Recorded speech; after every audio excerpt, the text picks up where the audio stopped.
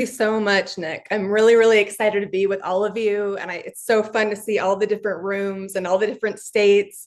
So thank you. Welcome. And I wanted to start with first thanking all of you for my ability to work out. And it's really not just about my physical fitness, it's about my mental fitness. I just find that if I don't exercise regularly, I tend to get stressed, and then that stress gets on the people around me. And so I thank you. My husband thanks you. My children thank you. So I just wanted to acknowledge you for that because I love Chuze. I always say that it's my happy place. So thank you for, making that possible for me and so many other people. Now, I want to start with a few questions, and when I ask, you can just raise your physical hands, okay? And before I dive into the questions, quick note, I will be asking at the end of sharing my stories for some questions that you might have that come up. I'll also be asking for anyone who's willing to share any insights or anything that comes up for them, okay? So this is not obligatory at all, but please feel free to jot down notes, either, whether that's a question or something that comes up for you or an insight that you have while we're talking, okay? And then we can chat a little bit in the end. So my questions are, one, have any of you ever had a resentment get in the way of being great with customers at the gym? You can just raise your physical hand. Yep. Okay, thank you. And how many of you have had an interaction with a member that was not great and they were, well, let's just be honest, rude. And then later you found out, later you found out that there was something going on in their personal life. They were upset with someone else and it had nothing to do with the gym. Yeah. Okay. Very common. And then let's bring it a little bit more into the personal realm. So raise your hand if you have had resentment get in the way or impact some of your personal relationships, either during the holidays or after the election, the presidential election that we just had. Yep. Okay, thank you.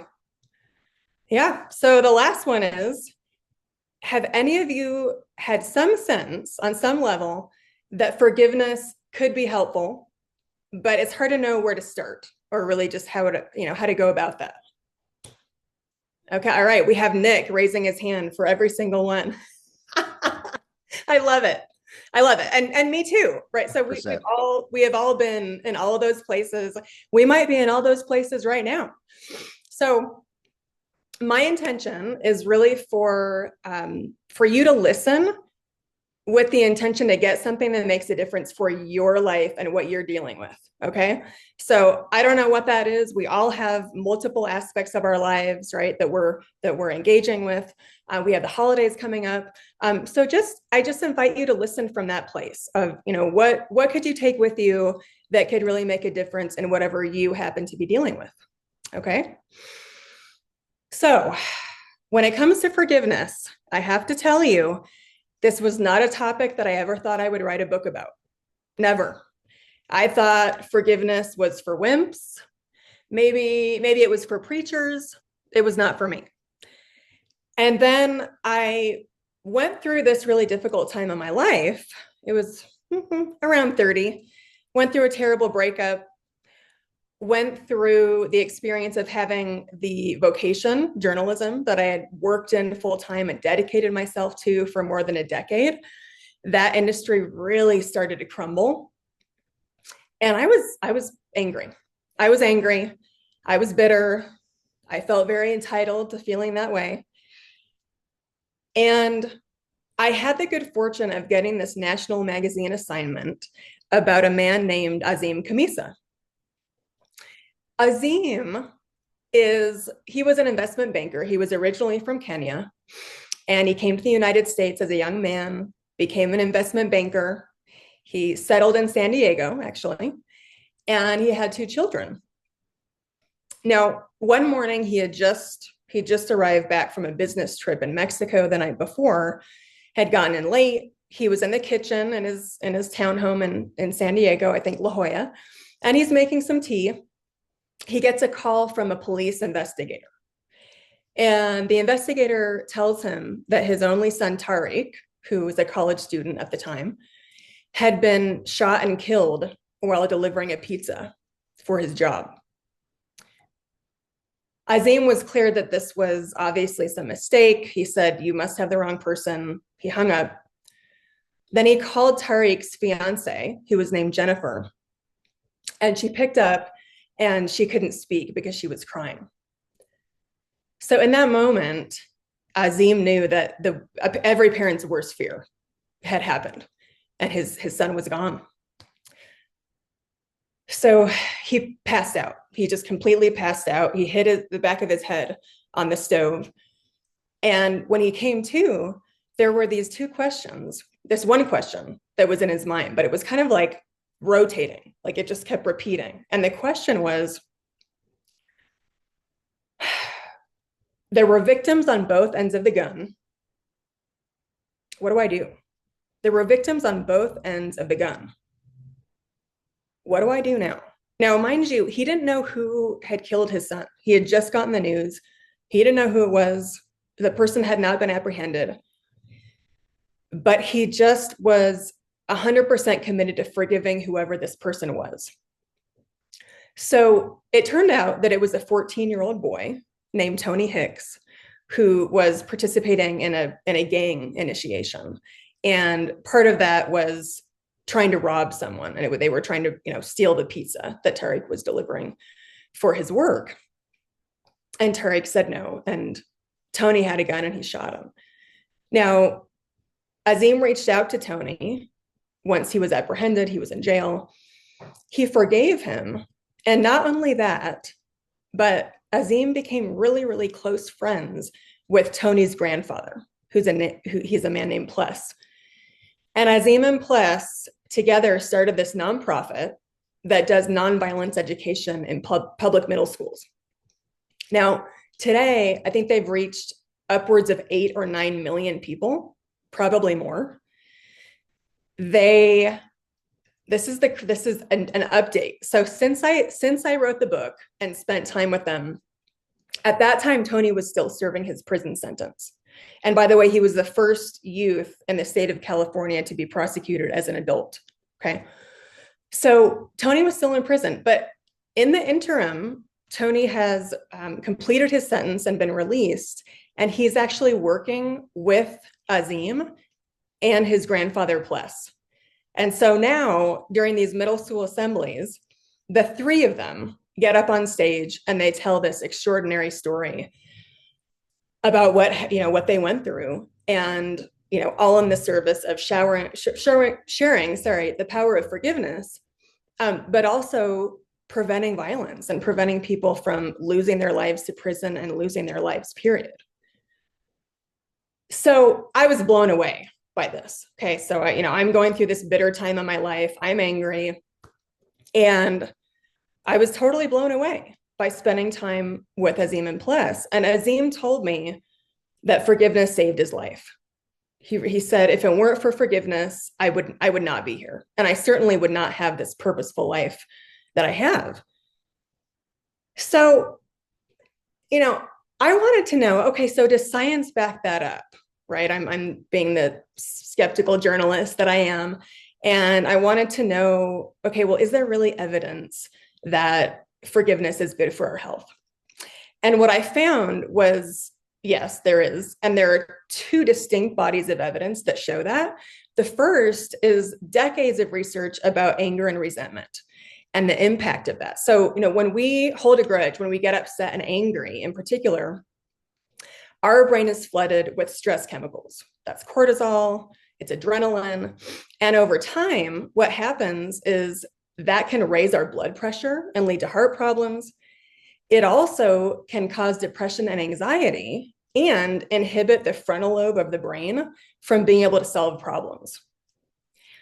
Now, the newer body of research that I came across that really didn't start until the 90s was a group of studies on forgiveness specifically.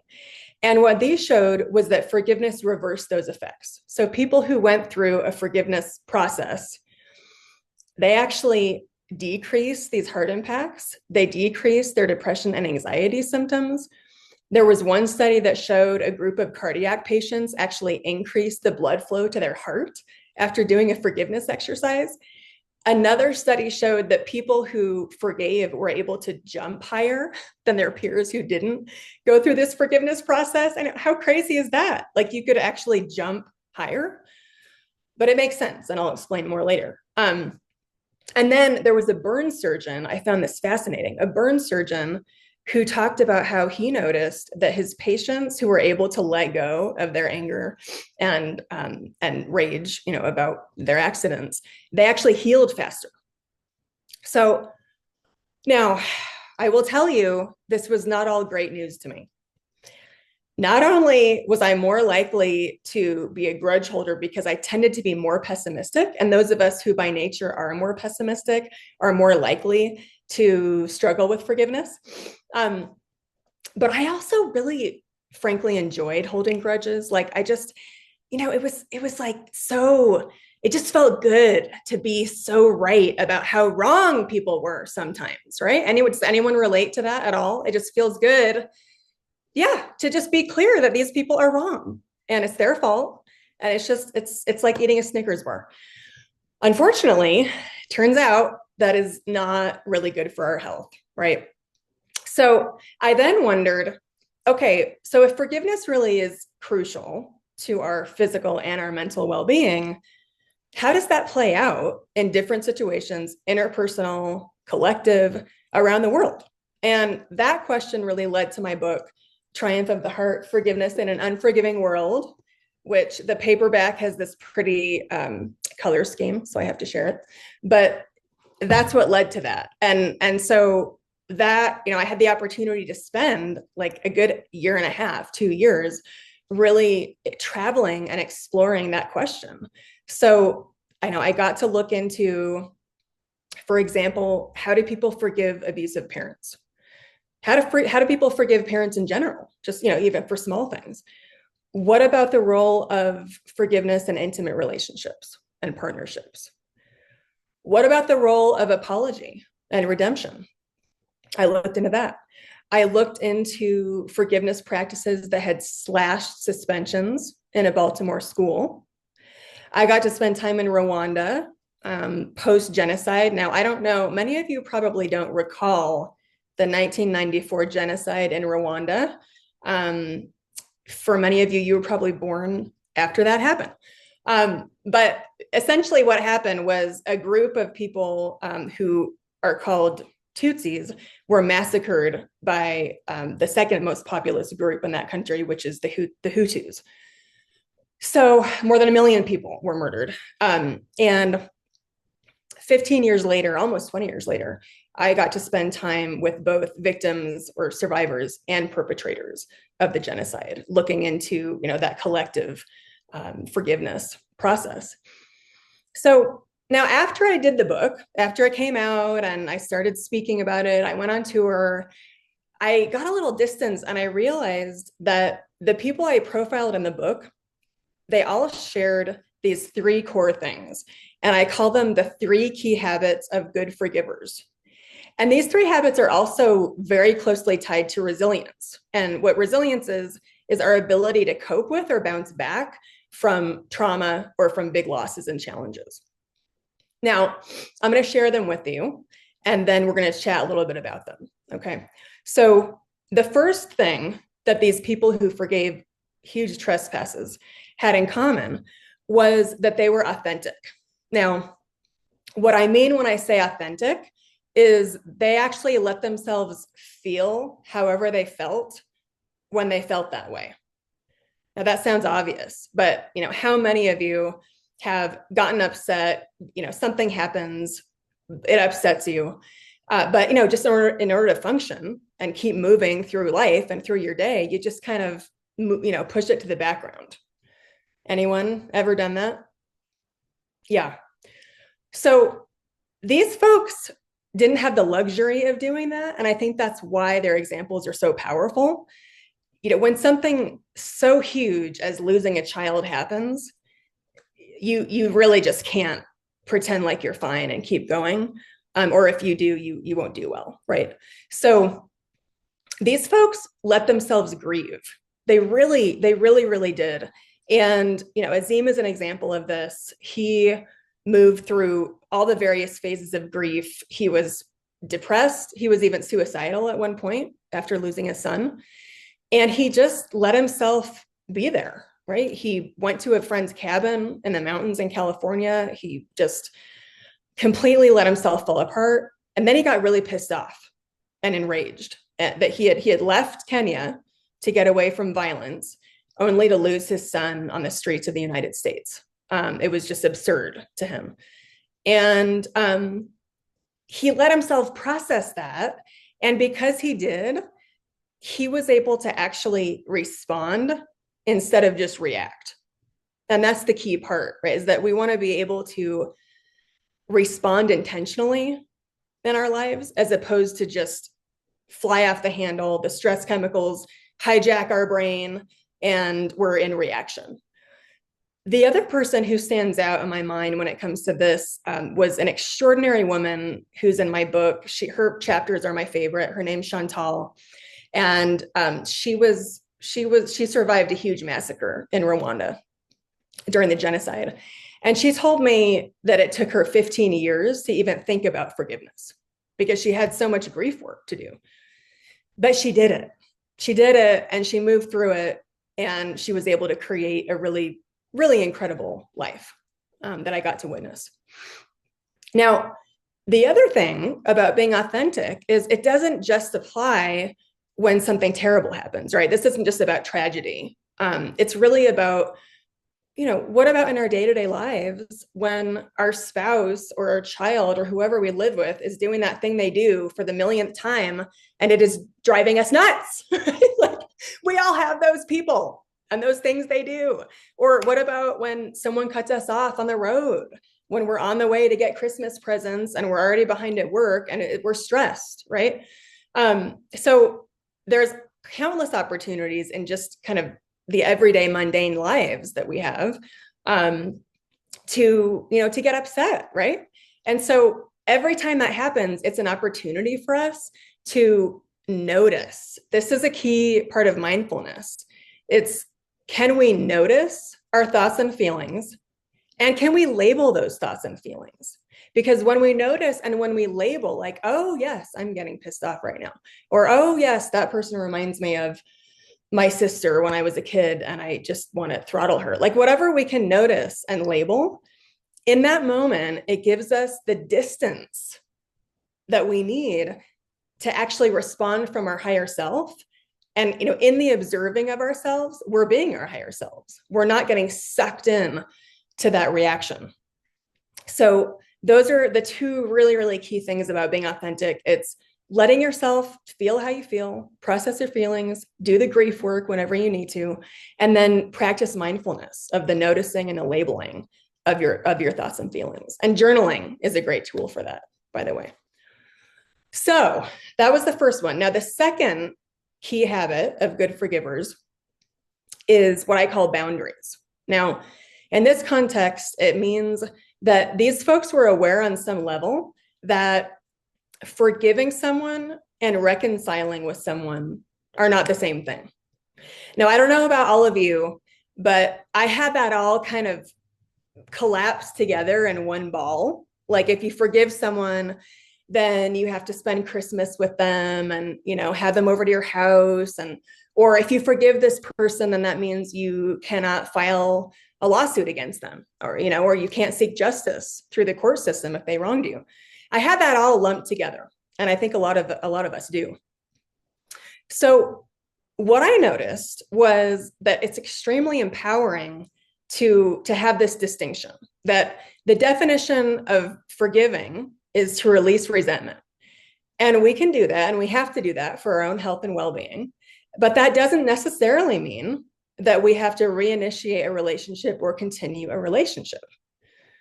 So when I was doing the book, I was interviewing a lot of people about parents. And there were two women who happened to have been abused by their fathers growing up. The first woman told this really amazing story about how she got committed to forgiving her dad. She did this work, she forgave him, and then it was like a flood of positive memories of her dad when she was little came to her. Like she had only really been focusing on the horrible things that had happened. And after she forgave him, she said it was like she got her childhood back. Like she got her, her memories of her dad back that were great. And so it was really, really inspiring for her and really enlivening. But then she noticed something. And what she noticed was that every time she would talk with her dad, he would be slurring his words, he'd be drunk, and often he would call her names. And it was not positive. It was not contributing to her life. It was very painful. And so she made the choice to end that relationship, but she brought her wonderful memories forward with her, which was great. And that was empowering for her. It was the right choice. Now, the second woman, similarly, was also abused by her dad. And she also forgave her father for that. And she made the choice to nurse her father on his deathbed as he was dying of cancer. It was cathartic for her. It was very healing for her. That was her choice, right? And I love the idea of levels of forgiveness, or even better than that, because levels implies one is better or less than. I like the idea of a spectrum. There's a spectrum of forgiveness, and we get to choose how and where we locate ourselves on that spectrum. And I want to share with you this story about someone named Father Ubald. So this lives kind of on that forgiveness and reconciliation end of the spectrum. This was a story about Rwanda. So I was with my translator, and we took this bus to a rural province in Rwanda near the Congolese border. We went there to report on and research this particular forgiveness and redemption program that the local Catholic parish had been administering for a number of years. And so this was, they would bring together perpetrators of the genocide as well as survivors of the genocide. They would bring them together once a week for like 6 months.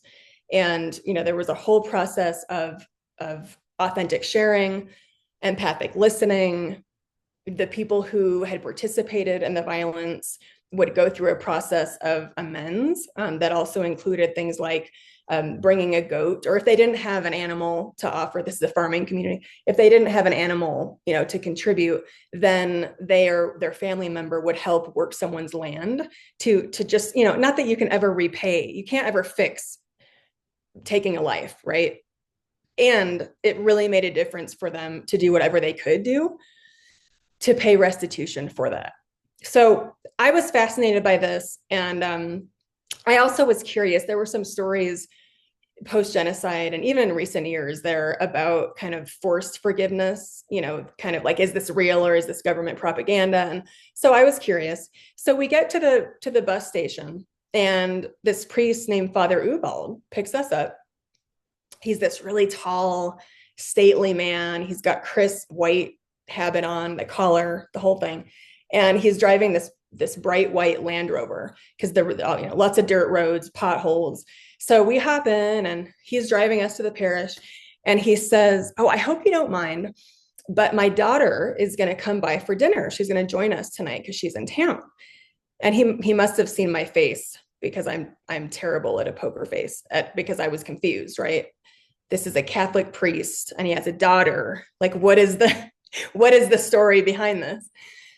Well, the story behind it, I couldn't even believe it. So this is what happened. So Father Ubald, during the genocide, he lost more than 60 members of his extended family. Okay, he was a Tutsi. He managed to escape. His family members did not, but he had some parishioners who were able to smuggle him in secret across the border from Rwanda to Congo. So he escaped. He spent some time in Europe. After the violence had subsided and during the rebuilding phase, he returned home to Rwanda and to his parish, and he started traveling around preaching about forgiveness. And he was specifically preaching about seeking forgiveness and making amends. So he would visit the prisons that were just filled to the brim with genocide convicts. And he would preach about this. And one day, after his sermon, one of the convicts, approached him and said, "Father, I have been trying to work up the courage to share this with you. I really need to tell you that I am the man who killed your mother." Father Ubald was completely bowled over. Like, he had to sit down. He felt totally overwhelmed. And he also was really committed to walking his talk. And so he ended up basically creating a friendship with this man. And so he would visit him in prison on a regular basis. They would talk, and he discovered that the man's wife had passed away from an illness, and their children were kind of being passed around with extended family, except no one really could afford to support the kids. No one could pay their school fees. And so Father Ubald adopted the children of the man who killed his mother. Okay, I'm going to say that again. He adopted the children of the man who killed his mother. I didn't even go there to find that out. I was going to report on this program, which I did, and that was also amazing. But I couldn't believe it. I couldn't believe it. And not only that, I got to meet her. She was this lovely young woman. And I think her name was Giselle, if I remember correctly. She came for dinner at the parish. She was actually on her way to med school in neighboring Burundi. And we just had this magical evening. And I felt so grateful, to be able to hear that story, spend time with these people. So again, there's a spectrum. We get to choose, and we get to have the boundaries that work for us, right? And no one can tell you what those boundaries are. That's your choice. Okay, so the first key habit is authenticity. The second is boundaries. And the third one is being spiritual. Now, I don't mean being religious. So some of the people that I interviewed for the book, spent time with, some like Father Ubald were religious, but not all. And what I mean when I say spiritual, it really harkens back to the Latin root of the word spirit. And that root means courage, breath, and vigor. So it takes courage to forgive, 100%. And it does give breath and vigor. So people would time and again talk about, "Oh my gosh, I felt like a weight was lifted from my chest when I forgave this person." And I've experienced that as well. It's like, it feels like you can breathe again, right? And it certainly gives more energy. I mean, the grudges, the resentment, all of that. And, like I said, I'm a natural pessimist. So I'm like really good at the negative side of the emotional spectrum, but it really saps our energy. It really does.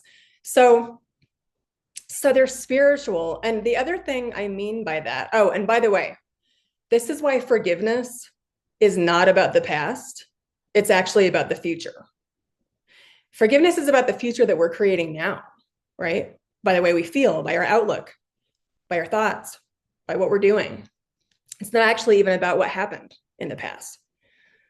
So the other thing that I mean when I say that these people who have forgiven these big things, that they're spiritual, I mean that they're really they're inspired by a purpose that's larger than themselves. Has anyone heard of Viktor Frankl? Okay. Yep. Raise your physical hand if you have. Okay. I see a couple. Yep. Yeah. So Viktor Frankl was an Austrian psychiatrist, and he lived during World War II. He also happened to be Jewish. He didn't want to leave Nazi Germany because he didn't want to leave his parents. His parents were elderly. He and his wife were actually expecting a child, but he just couldn't in good conscience leave his parents who were at the end of life. So numbers that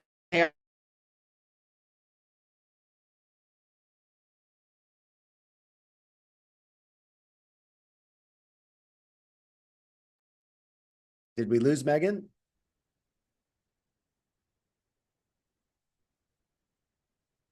Can y'all hear me right now? Hey, Megan. We lost you for a minute there. Yeah. Oh, am I back? I can hear Let me you. see if it's the internet. You can. Yeah, Am I frozen? You're gradually unfreezing. Oh my gosh. Your Sorry spirit about left that. us for a minute. Yeah, Weird. we only lost about 20 seconds, maybe. Okay, good. Thanks for letting me know. Yeah, I did get a little thing that said the internet was unstable, but I think it's better now. I think you're back. Okay, good. So yeah, so Viktor Frankl, did you hear me tell about his life, or did we skip that part? Right at the beginning. Okay. So essentially, he survived Auschwitz and his family didn't. And he went on to write 30 books. And he also created a type of therapy that he called logotherapy. And that was all about helping people create a sense of meaning and a sense of purpose, to help them move forward in life. And he talked about how a sense of meaning and purpose was really just critical to recovering from trauma and being able to move forward. So that's what I mean by spiritual. And someone like Azim, obviously for him, his purpose is sharing the power of forgiveness and preventing violence. And that's the context for his life, 100%. Here at Chuze, you talk about the mission and kindness, right? Like choosing kindness and creating connections and communities, which is so powerful, right? Like it's something that's bigger than just us. So for me, my purpose, being able to share these stories with you is for sure part of that. Being able to, play a role in supporting people and myself in letting go of our pasts and really moving forward intentionally and accomplishing what we accomplish while managing our well-being. That's what I do in my coaching and training business. And I love doing it. So we're going to have questions. I want to hear insights. I want to hear, what came up for you. And before we do that, I want to give you a couple practices. And don't worry about like doing these now or writing perfect notes or anything, because we will be sharing a worksheet with you. But these are two things that are part of this. So in my appendix, in my book, as I went doing all this research, in 9 states and in Africa, I collected forgiveness practices, and using them has totally changed my life. I mean, absolutely changed my life. I wouldn't be married if it weren't for forgiveness. I wouldn't have children. If I did have kids, I would yell at them way more. So, these are game changing. And I want to share a couple with you that you can just take with you into your holiday season. Nick talked a little bit about, taking some time for yourself over the winter. So want to offer these two things. Okay. So the first, and again, you're welcome to jot down notes, but you don't have to. The first thing is, I would like for you to reflect on something you can forgive yourself for. Something you can forgive yourself for. And I want you to actually sit down and write yourself a letter forgiving yourself. It could also be, how could I be more compassionate with myself?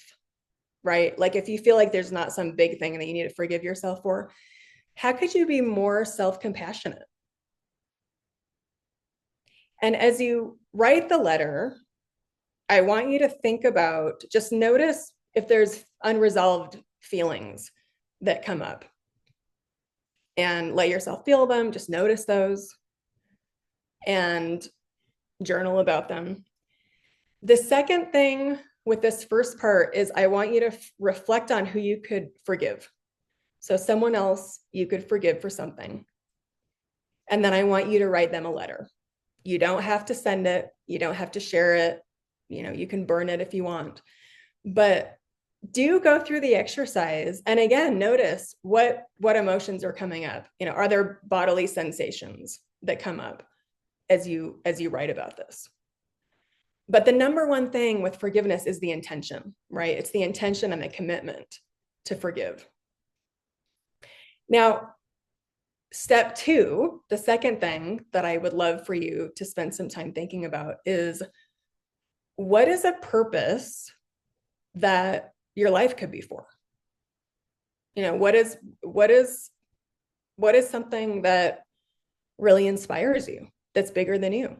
And those are the only two rules. You know, this doesn't have to be some grandiose, I'm going to achieve world peace or anything. I mean, it can be, if that's what, you know, rocks your world, great.